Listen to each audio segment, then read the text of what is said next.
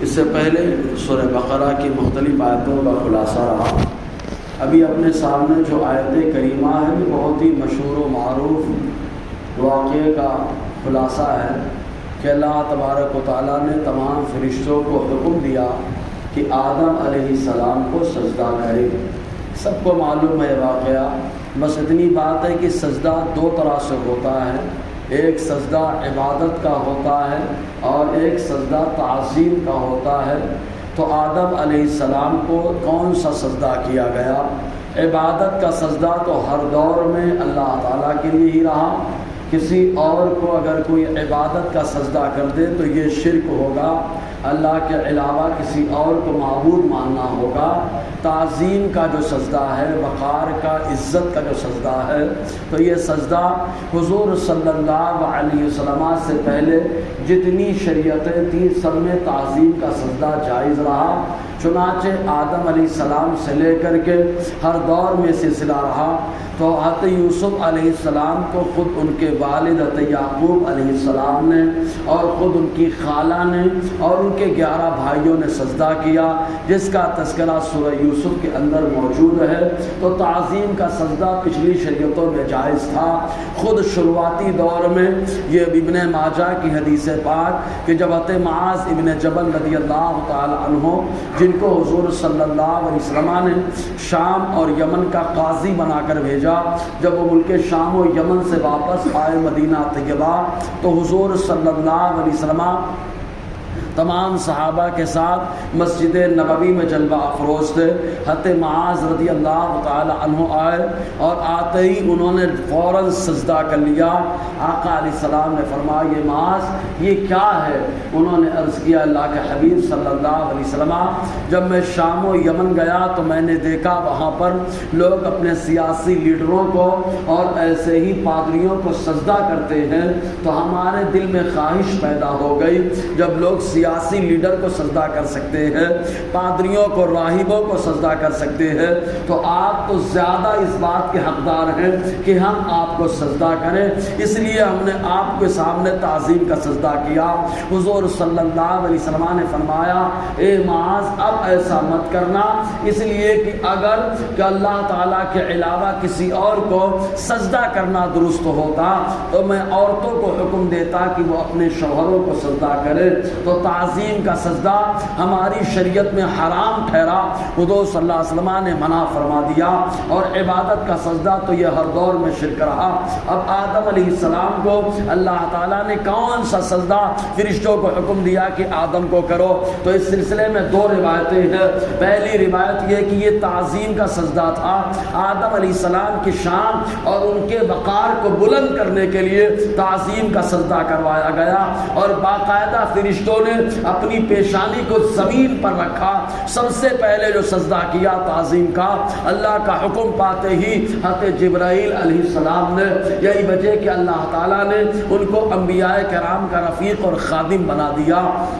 سارے نبیوں کی بارگاہ میں اکثر حضرت جبرائیل علیہ السلام آتے رہے، اور اس کے بعد حضرت میکائیل نے سجدہ کیا، پھر اسرافیل نے کیا، پھر عزرائیل نے کیا، اور پھر تمام فرشتوں نے سجدہ کیا۔ قرآن کہتا ہے فسجد الملائکۃ کلھم اجمعون، سارے فرشتوں نے ایک ساتھ سجدہ کیا۔ یہ تعظیم کا سجدہ تھا، یہ جمہور کا قول ہے۔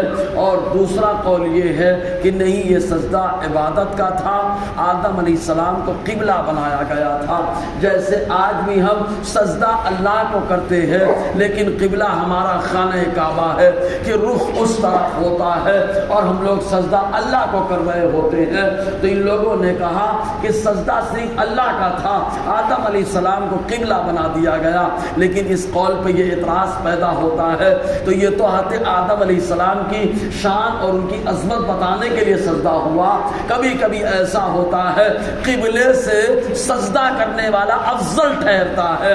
چنانچہ آپ دیکھیں خانہ کعبہ یہ ہمیشہ کے لیے قبلہ بنا دیا گیا، حضور نے اس کی طرف رخ کر کے سجدہ کیا، لیکن ساری دنیا کا اس بات پر اجماع ہے کہ خانہ کعبہ سے بھی افضل مصطفیٰ کی ذات ہے، مصطفیٰ کی شان ہے۔ تو مصطفیٰ جان رحمت قبلے کی طرف سجدہ کر رہے ہیں لیکن افضل ہے۔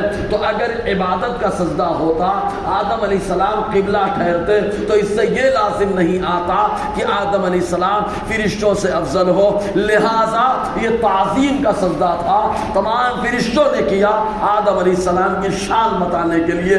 اللہ تعالیٰ فرماتا ہے وَإِذْ قُلْنَا لِلْمَلَائِكَةِ اسْجُدُوا لِآدَمَ، یاد کرو جب ہم نے کہا فرشتوں سے، کون سے فرشتوں سے؟